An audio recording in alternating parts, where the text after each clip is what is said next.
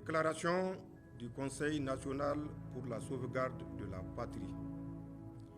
Nigériennes, Nigériens, mes chers compatriotes, le mercredi 26 juillet 2023, les forces de défense et de sécurité regroupées au sein du Conseil national pour la sauvegarde de la patrie, CNSP, ont mis fin au régime de la 7e République.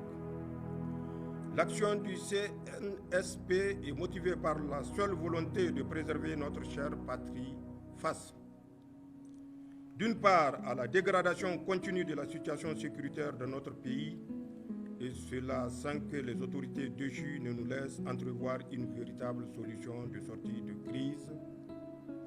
D'autre part, la mauvaise gouvernance économique et sociale.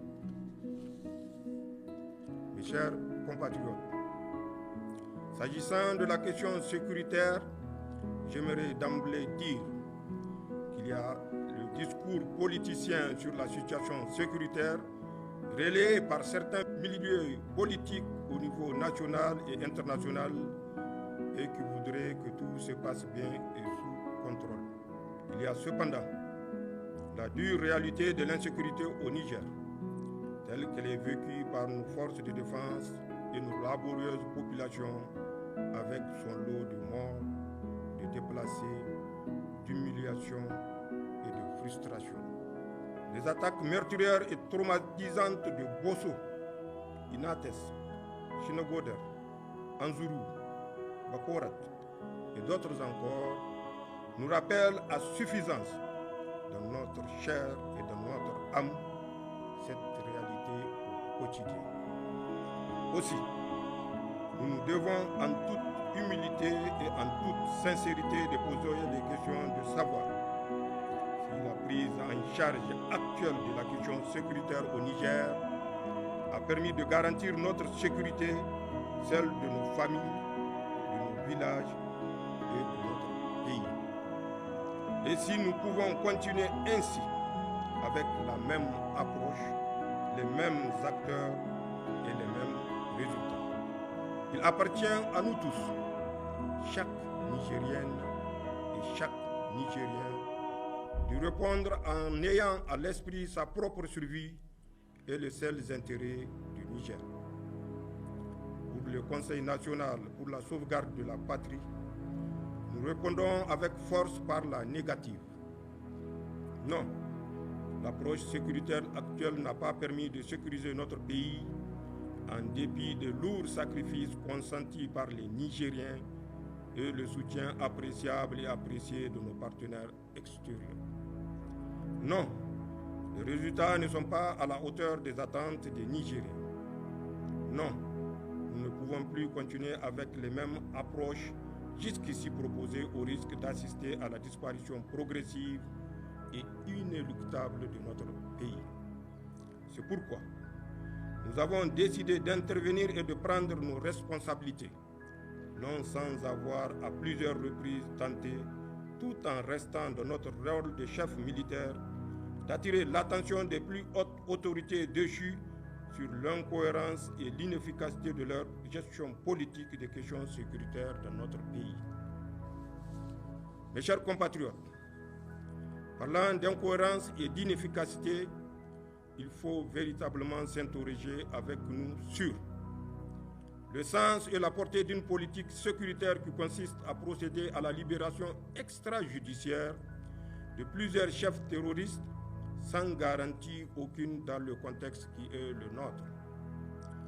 Sur le sens et la portée du recrutement et du détournement à des fins politiciennes de plusieurs centaines d'éléments FDS en dehors du cadre militaire traditionnel et en les plaçant directement sous la seule autorité des politiques. Sur le sens et la portée de la décision d'un commandant en chef qui ordonne la libération des bandits lourdement armés pris sur un théâtre d'opération militaire au seul motif qu'ils seraient ses alliés. Le sens et la portée de propos d'un commandant en chef des armées qui déclare devant le monde entier que ces soldats qui se battent au prix de leur vie sont moins forts et moins aguerris que les terroristes. Le sens et la portée d'une approche sécuritaire de lutte contre le terrorisme qui exclut toute véritable collaboration avec le Burkina Faso et le Mali, alors même que nous partageons avec ces deux pays voisins la zone du Liptako-Gourma dans laquelle se concentre aujourd'hui l'essentiel des activités des groupes terroristes que nous combattons.